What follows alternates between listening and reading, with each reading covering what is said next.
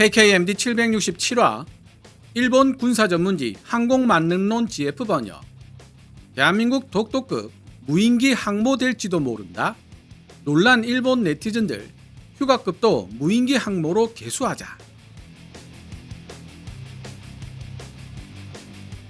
2024년 11월 12일 해외 유명 항공 전문지 에비에이션 위크는 대한민국 해군이 강습 상륙함이라고도 불리는 대형 수송함 독도급에서 단거리 이착륙 이하 스톨 능력을 갖춘 중고도 장기 채공형 무인기 모하비를 운용하는 테스트에 성공했다고 보도했습니다.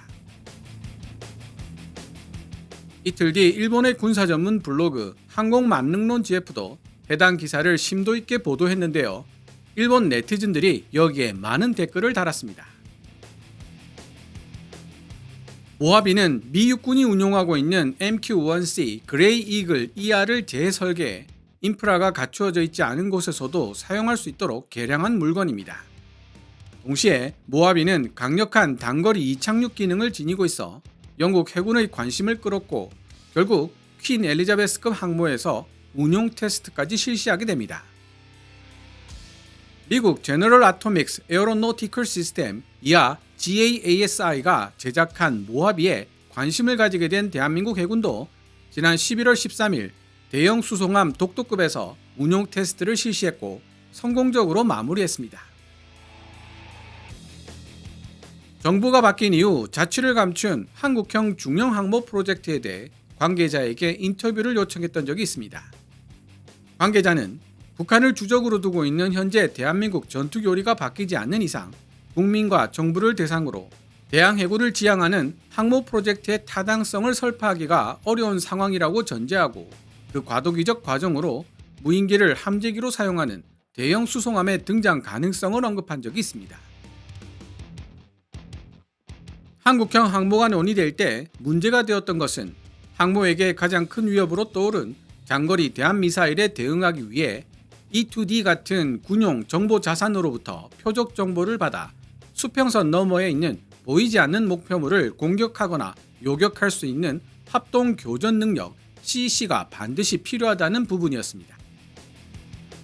항모를 향해 날아오는 대한미사일을 최대한 멀리서 최대한 일찍 발견해야 요격 가능성을 극대화시킬 수 있는데 그렇게 하려면 E-2D 같은 강력한 정보 자산이 필요하고 E-2D는 캐터필러, 즉 사출 장치가 설치되어 있는 중형 항모 이상에서만 운용이 가능합니다. 하지만 현실적으로 중형 항모 도입이 쉽지 않다는데 해군의 고민이 있었던 것입니다. 장기적 관점에서는 대항해군으로 발전해 나가는 것이 맞지만 그 과도기적 과정으로 무인기를 함재기로 활용하는 대형 수송함을 통해 전력 건설을 해 나가겠다는 것이 현재 우리 해군의 입장인 것으로 파악됩니다. MQ-1C 그레이 이글의 파생형 모하비를 독도급에서 테스트하기로 결정한 것이 그 좋은 예가 될 것 같습니다. 기회가 된다면 해군에게 직접 해당 사안에 대한 이야기를 들어보고 취재할 생각이며 이에 대해 긍정적인 답변을 받기도 했습니다. 서두에서 일본의 군사 전문 블로그 항공만능론 GF가 독도급에서 실시된 모하비 운용 테스트에 큰 관심을 보였다고 말씀드렸습니다. 항공만능론 GF가 게재한 관련 기사를 번역해 본 뒤 이 기사에 달려있는 일본 네티즌들의 반응도 함께 살펴보도록 하겠습니다. 항공만능론 GF 기사 원문은 노란색 글자로 제 개인적인 사견이나 역주는 하얀색 글자로 표시됩니다.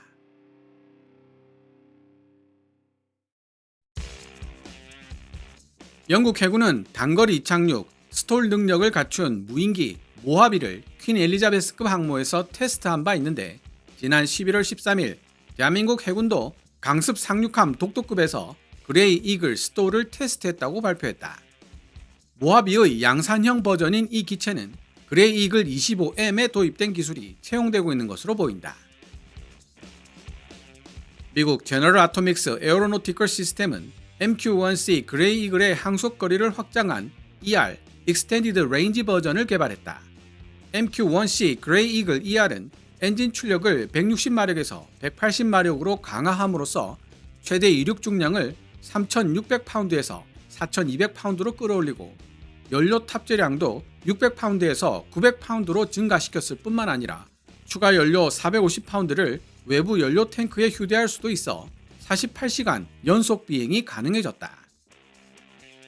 또한 제너럴 아토믹스는 2021년 MQ-1C 그레이 이글 ER을 재설계, 인프라가 갖추어져 있지 않은 곳에서도 운용할 수 있도록 개량한 모하비를 발표했는데, 강력한 단거리 이착륙 능력 스토를 갖춘 모하비는 비포장 평지라면 어디서든 운용 가능하게 설계되었고, 이러한 모하비의 능력에 주목한 영국 해군은 퀸 엘리자베스급 항공모함에서 테스트를 실시하기로 결정하기에 이른다.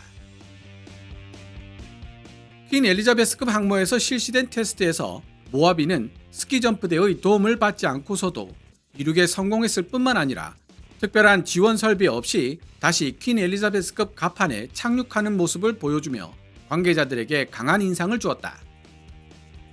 이런 상황에서 대한민국 해군도 지난 11월 13일 독도급에서 이륙한 그레이 이글 스토리 약 1시간 정도의 비행을 마치고 인근 포항기지에 안전하게 착륙했다고 발표한 것이다. 대한민국 해군이 테스트한 그레이 이글 스토는 모하비의 기술과 경험이 접목된 양산형 단거리 이착륙 버전으로 최신형 그레이 이글 25M에 도입된 지 얼마 되지 않은 첨단 기술도 몇 가지 적용되어 있다고 한다. MQ-1C 그레이 이글 ER을 개량한 버전으로 알려진 그레이 이글 25M에 대해 알려진 내용은 다음과 같다. 먼저 출력을 200마력 향상시킨 HFE 2.0 엔진과 이전 레이더에 비해 5배 이상 넓은 탐지 능력을 지닌 이글아이 레이더, 최신 데이터 링크, 전파 방해 대책이 통합된 GPS, 셋컴, 시각 기반 내비게이션 시스템과 신형 관제 기능 등이 탑재된다. 여기 더해 공격, 디코이, 전파 방해, 정찰 임무를 대신 수행해 줄 수 있는 소형 무인기를 공중에서 발사하고 제어하는 기능과 더불어 전장에서 강력한 통신 노드로 사용될 수 있는 기능이 그레이 이글 25M에 추가되었다고 알려져 있지만, 이들 중 어떤 기능이 대한민국 해군이 테스트한 그레이 이글 스토리에 반영되고 있는지는 불분명하다.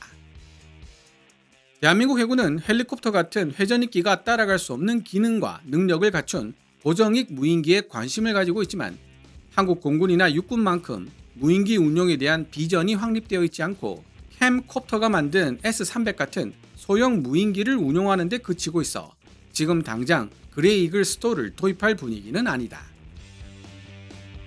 다만 한 가지 기억해야 할 부분은 고정익 무인기를 강습 상륙함이나 항공모함 같은 대형 전투함에서 운용하는 흐름은 세계적인 추세로, 미국, 중국, 터키 등에서는 고정익 무인기에 음파 탐지기, 발사 포드를 장착시켜 대잠전에 활용하겠다는 계획을 세우고 있기 때문에 아마도 대한민국 해군 역시 독도급 강습 상륙함에 이러한 고정익 무인기를 활용한 대잠전 역할을 추가할 의도를 가지고 있을 것이다. 참고로 우크라이나 전장에서 활약하던 터키 바이락타르 TB2 무인기는 러시아의 근거리 방공 시스템이 충실하게 갖춰지면서 모습을 감춘 것처럼 보이지만, 실제로는 흑해 상공이나 해상에서 통신 중계를 하거나 최대 75km 앞의 차량을 인식할 수 있는 전자광학, 적외선, EOIR 센서를 사용한 정보 수집에 활용되고 있다.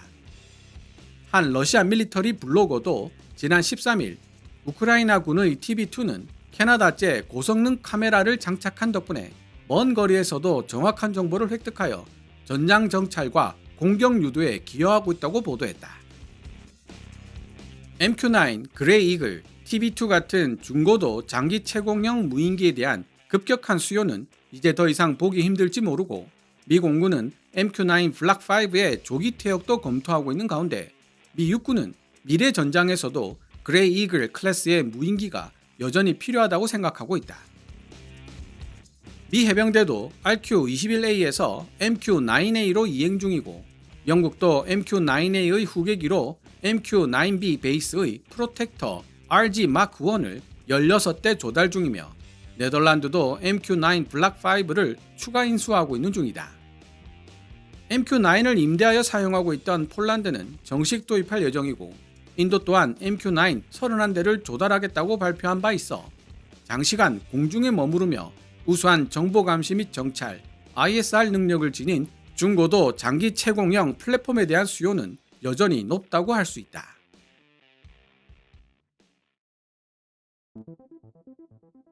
지금까지 2024년 11월 14일 일본의 군사 블로그 항공만능론 GF가 게재한 기사를 번역해 보았습니다.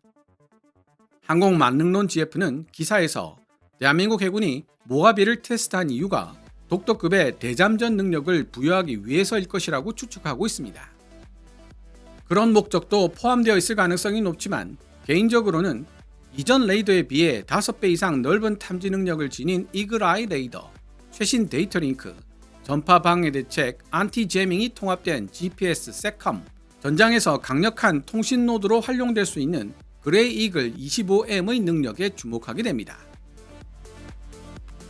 대한민국 해군의 고민이 E2D 같은 고급 정보 자산의 확보에 있다는 점을 고려해 본다면 48시간 이상 채공이 가능하고 강력한 레이더로 수집한 정보를 최신 데이터 링크로 전달하는 동시에 해군이 보유한 전투 자산들을 하나의 네트워크로 연결하는 통신 노드 역할까지 할 수 있는 그레이 이글 25M의 존재는 무척 흥미로울 수밖에 없습니다. 물론 아직까지 E2D에 비견되기에는 부족한 점이 많겠지만 향후 발전 가능성이 매우 크다는 점 또한 부정할 수는 없죠. 그런데 문득 모하비 같은 중고도 장기 채공형 무인기를 국내 기술로 만들 수 없는지에 대한 의문이 생깁니다. 2023년부터 양산되고 있는 대한민국 공군의 중고도 장기 채공형 무인기 쿠스-FS, 제식 명칭 RQ-105K의 재원이 미국 MQ-9 리퍼에 비견될 수 있을 정도로 우수하다는 평가가 있기 때문입니다. 이에 대해 해외 항공 전문지 에비에이션 위크에 기고하고 있는 김민석 기자는 국내 기술도 상당한 수준에 올라와 있지만 단거리 이착륙, 스톨 기술 부족이 발목을 잡고 있다고 설명하고 있는데요. 기사 내용을 인용해 보겠습니다. 한국항공우주산업과 대한항공 같은 국내 무인기 제조업체가 대부분 군사적 요구사항을 충족했지만 단거리 이착륙, 스톨 개발 경험이 부족하여 어려움에 직면해 있다. 제너럴 아토믹스는 하나 시스템을 포함한 한국 방산업체들과 공동 개발을 모색 중이라고 밝히면서 모하비의 한국산 센서 시스템이 통합될 가능성이 있다고 밝혔다. 마지막으로 일본 군사 블로그 항공만능론 GF의 독도급 모하비 운용 테스트 기사에 일본 네티즌들이 달아놓은 댓글들을 살펴보도록 하겠습니다. 독도급에서 그레이 이글의 운용이 가능하다는 것은 거의 같은 크기인 휴가급에서도 운용이 가능하다는 말이겠지? 일본도 휴가급을 무인기 항모로 개수했으면 좋겠다. 휴가급은 별도로 개수하지 않아도 무인기 항모로 사용할 수 있지 않을까? 그보다 이즈모급 경항모와 세트로 운용해서 기동부대를 편성해야지. 인원 확보가 용이하다는 점에서 고정익 무인기가 헬기보다 명확하게 우위를 차지하는 것 같은데 고정익 무인기 쪽이 페이로드 확보가 용이하고 그 결과 탐색 거리도 늘어날 테니까 이즈모급이 F-35B를 운용하는 경항모로 개수된 이상 휴가급이 무인기 항모로 사용되는 것도 나쁘지 않다고 생각한다. 휴가급이 고사양이라 조금 아쉽기는 하지만 휴가급은 대잠에 특화된 헬기 항모이기 때문에 대잠 능력이 높은 초계 헬기를 싣고 있는 거야. 그걸 대잠 능력이 없는 무인기로 대체해서 될 일이냐고. 해상 초계도 동시에 할 수 있다는 점에서는 좋을지도 모르지만 한국이 독도급으로 무인기 테스트를 열심히 해줬으면 좋겠어. 휴가급을 위한 무인기 이착륙 테스트나 운용 테스트 대용품으로 진짜 유용하거든. 다만 이런 종류의 대형 무인기 탑재 항모는 아직 시기상조라는 기분이 든다. 현재 날개 크기라면 착함은 어려울 것 같다. 엘리자베스급과 달리 독도급은 갑판 폭이 좁기 때문에 코스가 어긋나면 튕겨져 나가거나 아일랜드에 부딪힐 것 같다. 독도급 운용의 폭을 넓히는 것은 한국 해군으로서는 현명한 선택이다. 센서 노드의 모함으로 사용할 수 있게 되면 함대 전체의 전투력 향상에 직결되기 때문이다. 함대 전체를 하나의 네트워크로 연결하는 센서 노드 모함으로 사용될 수 있다면 함대 전체의 전투력이 향상될 것이라는 해당 일본 네티즌의 의견은 제 생각과 일맥상통하는 부분이 있습니다. 독도급을 무인기 항모로 실제 운용하는 것은 정비, 설계 면에서 어려움이 있겠지만 매력적으로 비치는 것은 사실이다.